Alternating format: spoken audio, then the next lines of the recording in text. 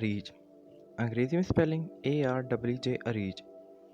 मायने है इसके माल्टे के दरख्त से आती फूलों की खुशबू, खुशबूदार महक और खुशबू।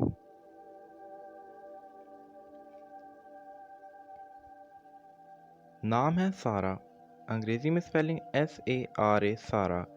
मायने है इसके सरायत करने वाली। नाम है फरवा।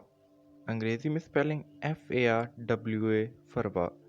मायने है इससे पशम समूर।